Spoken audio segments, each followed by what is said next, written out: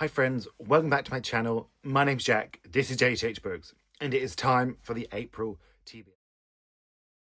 Now, this might be the smallest TBR yet.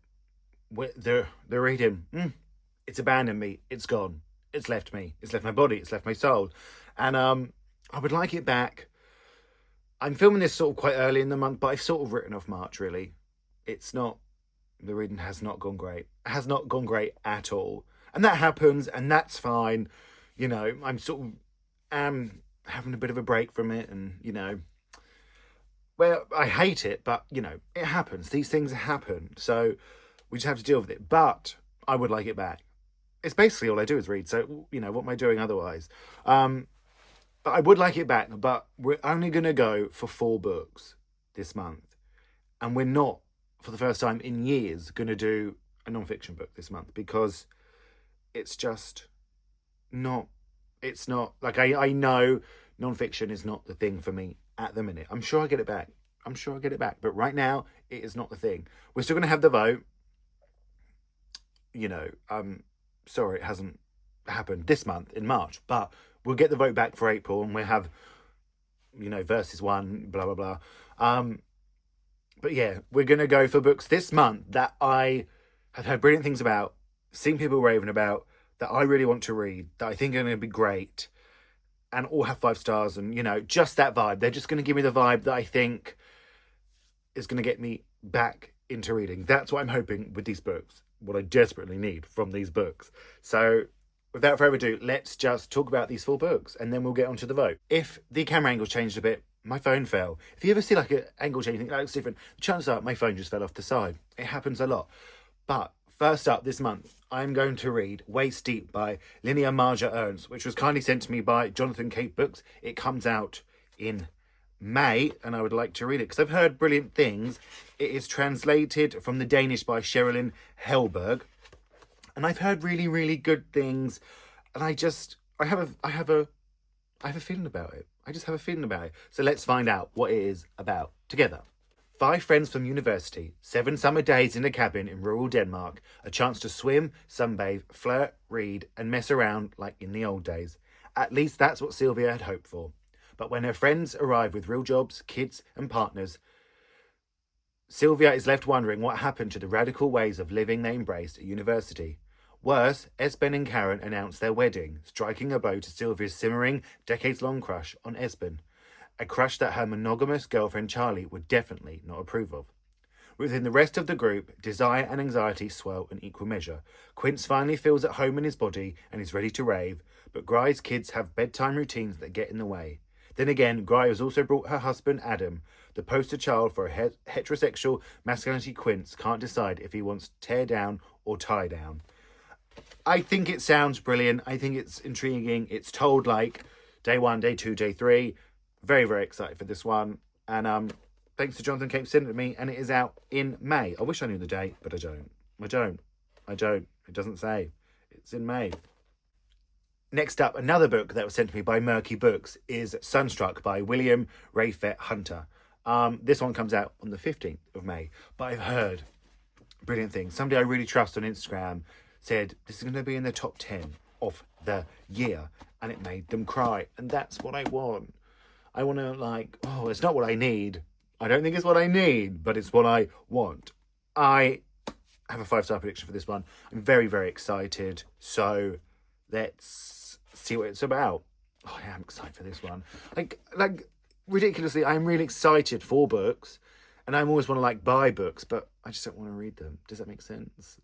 Like, I can't quite get to the act of reading at the minute, but we'll get there. But anyway, let's find out what this one's about.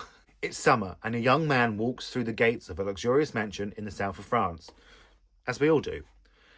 At the dinner table, the Blake siblings await him. Lily, his carefree friend from university, Dot, the rebellious young sister, and Felix, handsome, charismatic, and guarded.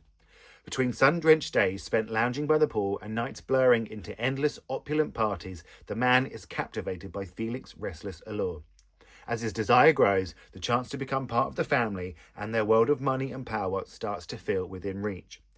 But the idyllic haze of summer fades as they return to London, and the cracks in the Blakes' careful facade begins to show. With the two men tormented by demons of their own, their bond is increasingly tested and pulled apart at the seams. Their secrets and the choices they make will change not only their lives, but the future of those around them. Sunstruck is a dazzling and poignant exploration of race, status, and parts of ourselves we risk losing when we fall in love. 5-star prediction. It is a 5-star prediction. Now, a book that I brought recently, and I saw Ben Reedsgood maybe said it would be on the International Booker long list. It wasn't, but he said he enjoyed it. He said, it was extremely readable, and I thought, I need to remember that.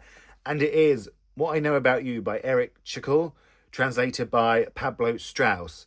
I bought this one recently from Gaze the Word, and it's another 5-star prediction. It is another 5-star prediction, and it needs to be.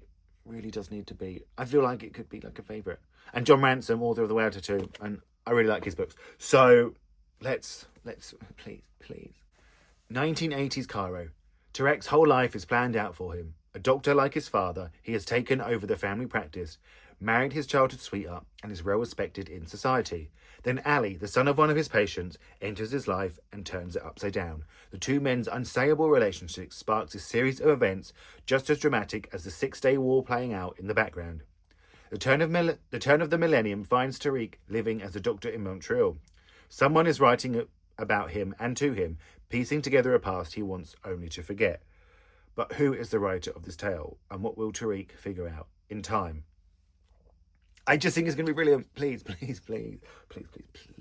And then lastly, a book that has sort of taken the internet by storm. People love it. I also think it might be a good one for the vote to go up against, because it's a short one, and then hopefully I can keep it into a week. But also, I actually have to say, let's talk about the book first. It is I Who Have Never Known Men by Jacqueline Harpman. I've featured this book here many times, never read it. But like I said, I just think the shortness of it and the way people love it might be brilliant for me right now. So let's find out what it's about, because I really have heard people say it is excellent. Deep underground, 39 women live imprisoned in a cage. Watched over by guards, these women have no memory of how they got there, no notion of time, and only vague recollections of their lives before. As the burn of electric light meagres day into night and numberless years pass, a young girl, the 40th prisoner, sits alone and outcast in the corner. But soon she will show herself to be the key to the others' escape and survival in the strange world that awaits them. Yeah, I think so. 5-star prediction. I can't help it. So before we get into the vote, I just want to say that I might have to take a break from this for a while. This could be the last video you see from me for a while. I'm not sure. I know I was just talking about it in the vlog, but it reminded me. Like, the sort of things are changing a bit, and yes, I'm not sure. There might be nothing, there might be no break whatsoever, but there also might be a break. I can't help it. Sorry. But we'll see. We'll still pick and we'll still vote, and we can hope and pray, and try. But yeah, I tried to not, but it didn't work out for me. That was so weird and so, what was the word? Like, vague, but, it's just this. Right, let me find the little jar, and we'll see what I Who Have Never Known Men is going up against. Give it a good old shake. Right, so you have the vote between. I have one here. Oh, I dropped it. As always, you can look first. I can't see what that says. Neon Roses, put in there by my family, who got me that for Christmas, my dear friend. I'm excited that came out. And then we have this one. Which is what? Change by Edouard Louis, put in there by Amelia Reeds. I don't know what's going to win. Well, let me grab them. We'll find out what they're about, and then the vote can commence. Eleanor Hughes is stuck. It's 1984 in South Wales. The miners' strike is ravaging her community. Her sister swanned off with the Thatcherite policeman, and her boyfriend Lloyd keeps bringing up marriage. And if they play 99 Red Balloons on the radio one more time, she might just lose her mind. Then the fundraising group, Lesbians and Gays Support the Miners, come down from London, and she meets June, a snaggle-toothed blonde in a too big leather jacket. Suddenly, Eleanor isn't stuck anymore. She's in freefall. June's an artist and an activist, living in a squat in Camden. With June, Eleanor can imagine a completely different life for herself. But as her family struggles with the strike and her relationship with her sister deteriorates, should she really leave it all behind? I think it sounds brilliant. It sounds a bit... have you ever seen the film Pride? Where they sort of... it shows the gays and lesbians support the miners go down. It's a film. It's a film. I didn't really know what I was trying to say there. And then we have Change by Edouard Louis, put in there by my friend Amelia Reeds. Both people are friends here, you know. So we're just going to for the books. Is it translated by someone? Or translated from the French by John Lambert. Always got to shout out the translator, haven't we? But heard brilliant things about this. I would like to read this and all his other novels. I only have this one. So, you know, maybe I'll buy them. Edouard Louis longs for a life beyond the poverty, discrimination and violence in his working class hometown. So he sets out to study in Amiens and later at university in Paris. He sheds the provincial eddy for an elegant new name, determined to eradicate every aspect of his past. He reads incessantly, he dines with aristocrats, and he spends nights with millionaires and drug dealers alike. Everything he does is motivated by a single obsession, to become someone else. Change is at once a personal odyssey, a story of dreams, friendship, and the perils of leaving the past behind, and a profound portrait of a society divided by class, inequality, and power. I think it's a really tough vote this week. I think it's a really tough vote. I don't know what you're going to pick. I feel like this one might have been up for the vote before, but I'm not 100% sure. I love the cover. I love both covers. I think they both sound great. So I'm excited. I'm not sure if it's going to go up against this, but it might. I just sort of think, you know, the timing wise, but I cannot wait to see what you pick.